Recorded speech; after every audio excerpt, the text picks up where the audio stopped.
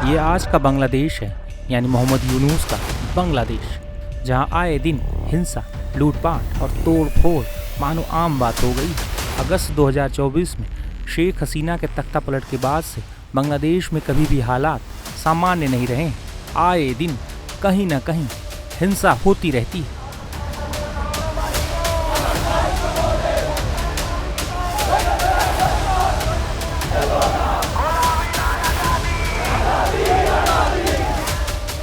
दरअसल बांग्लादेश की राजधानी ढाका में 18 दिसंबर को देर रात हालात उस वक्त बेकाबू हो गए जब बड़ी संख्या में गुस्साई भीड़ ने जमकर उपद्रव, आगजनी और तोड़फोड़ की। देर रात हुई इस हिंसा में कई इमारतों और वाहनों को आग के हवाले कर दिया गया। कई मीडिया संस्थानों में पहले जमकर लूटपाट हुई, फिर उनमें आग लगा दी गई। बता दें कि हिंसा इंकलाब मंच के प्रवक्ता शरीफ उस्मान हादी की मौत के बाद भड़की है। दरअसल 12 दिसंबर को ढाका में चुनाव प्रचार के दौरान अज्ञात हमलावरों ने शरीफ उस्मान हादी को गोली मार दी थी, जिसके बाद हादी को ढाका के एक अस्पताल में भर्ती कराया गया था। लेकिन हालत में सुधार नहीं होने पर उस्मान हादी को 15 दिसंबर को एयर एम्बुलेंस से सिंगापुर भेजा गया, जहां इलाज के दौरान हादी की मौत हो गई। और जैसे ही कल सिंगापुर से ये खबर सामने आई, उसके बाद बांग्लादेश में हालात बिगड़ने लगे।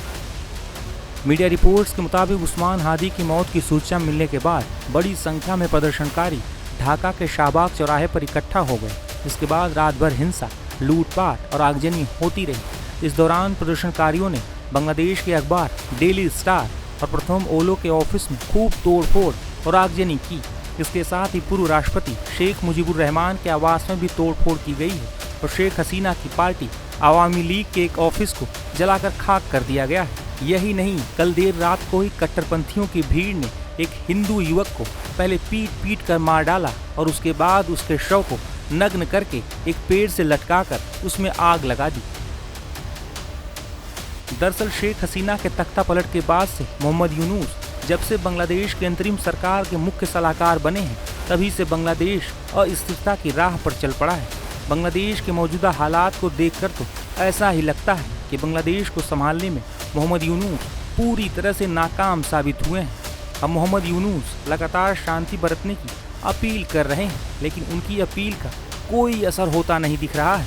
बांग्लादेश के बिगड़ते हालात को देखकर अब यही लगता है कि वो दूसरा पाकिस्तान बनने की राह पर है। बांग्लादेश के मौजूदा हालात पर जानकारों का क्या मानना है, सुनिए। देखिए, ये जो बांग्लादेश में हालत हो रही है, ये मैं समझता हूँ पूरी दुनिया को गंभीरता से लेना चाहिए। ये सिचुएशन स्टेबल नहीं है। जो शेख हसीना के बेटे जो कह रहे हैं वो बिल्कुल सही है। बांग्लादेश जो है वो एक इस्लामिक स्टेट बनने की तरफ जा रहा है। अभी देखिए, ये इस बात में इसलिए चिंता है क्योंकि जब ये शेख हसीना को हटाया गया था तो जो स्टूडेंट्स की एजिटेशन में उन्होंने कुछ कारण बताए कि हमको ये चाहिए, कुछ डिमांड्स पेश किए, वो रिजर्वेशन के ऊपर थे और वो डिमांड शेख हसीना ने पहले से ही दे दिए थे। एक बार जब वो डिमांड्स पूरे हो गए तब फिर से वो स्टूडेंट एजिटेशन चलना, उसका मकसद कुछ और था और उसका मकसद विदेशी ताकतों के साथ था, खास करके अमेरिका से, जो हुकूमत को चेंज करना चाहती थी अपने जियो स्ट्रेटजिक इंटरेस्ट के लिए। हुकूमत चेंज हो गई, लेकिन जिस प्रकार से वो चेंज हुई है वो इस्लामी ताकतें अभी आ गई हैं, क्योंकि यूनुस जो है वो उन ताकतों के बगैर चल नहीं सकता है। और दिन ब दिन ये जो इस्लामी ताकतें हैं, जमायत इस्लाम की जो स्टैंडिंग है उधर, बेशक वो इलेक्शन नहीं जीतते हैं लेकिन वो इलेक्शंस को कंट्रोल कर सकते हैं। और जो फरवरी में इलेक्शंस होंगे, मुझे लगता है ये रिग्ड होंगे और जो नतीजा आएगा, इसलिए इस्लामिस्ट ग्रुप्स जो हैं ये ऊपर उठ जाएंगे। मैं समझता हूँ ये खास करके बांग्लादेशियों के लिए ये मैं समझता हूँ बहुत बुरा है। 1971 की जब लड़ाई हुई, इसी महीने में, या दिसंबर 16 की बात करते हैं, जब बांग्लादेश को आज़ादी मिली और पाकिस्तान की फ़ौजों ने वहाँ पर सरेंडर किया है, तो वो उस लड़े किस लिए थे? 1971 में लड़े किस लिए? वो इसलिए लड़े ताकि वो अपनी भाषा को, अपनी सिविलाइजेशन को, अपने कल्चर को संभाल सके। अब जाके इतने सालों के बाद मुझे लगता है कि ये तीनों चीज़ें ये गुवा देंगे।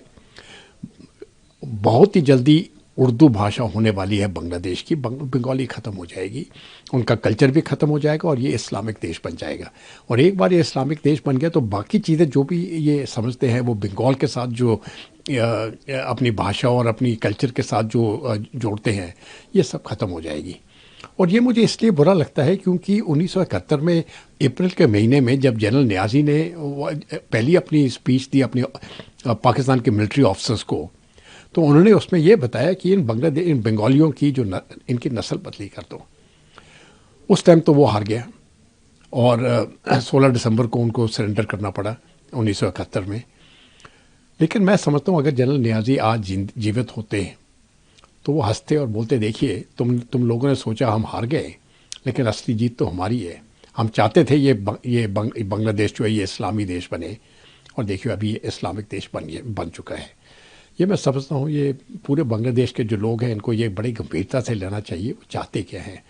और इस प्रकार का अगर वो देश बन जाएगा तो जिसके लिए वो लड़े थे 1971 में, वो सब समाप्त हो जाएगा।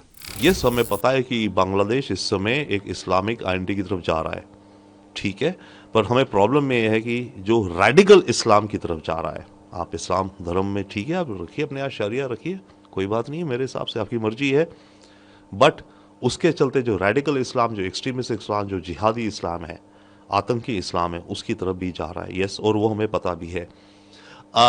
बात यह है कि शेख हसीना के बेटे के जो स्टेटमेंट्स हैं, ये एक और एंगल से हम देख सकते हैं। देखिए, ये उनकी अपनी डोमेस्टिक पॉलिटिक्स है, वो भारत को उकसाना भी चाहते हैं। हमें असलियत पता है, हम कर रहे हैं, हम कदम ले रहे हैं, हमारी सरकार जो हमें लेने चाहिए, और हम बैलेंस भी रहेंगे, लॉन्ग टर्म है हमारा, ओके। ऐसे में शेख हसीना के बेटे का मकसद ये भी है कि भारत को और उकसाओ, ताकि भारत बांग्लादेश के खिलाफ, यानी कि शेख हसीना के ओपोनेंट्स के खिलाफ कोई सख्त एक्शन ले। हमें मेरे ख्याल से उस चीज़ से बचना भी चाहिए। At the same time yes, हम शेख हसीना के साथ खड़े, हमारी फ्रेंड थी, सेकुलर है, मोस्ट इम्पॉर्टेंट, बट आज की तारीख में जो बांग्लादेश की सिचुएशन है, वहाँ पर ऑपोजिशन है शेख हसीना को बड़ी मात्रा में जो दिखता है। तो ऐसे में और शेख हसीना के बेटे का ये कहना है कि मैं दिल्ली आ रहा हूँ, ये मेरे ख्याल से ठीक नहीं है, क्योंकि बांग्लादेश में फिर ये देखा जाएगा कि भारत ने केवल शह ही नहीं दी शेख हसीना को, उसका बेटा भी आ रहा है, ये लोग वहाँ बैठ के षड्यंत्र रच रहे हैं हमारे देश के खिलाफ। तो उसको लेकर के बांग्लादेश के अंदर नेशनलिज्म ज़्यादा जागेगा, एंटी इंडिया सेंटिमेंट ज़्यादा जागेगी।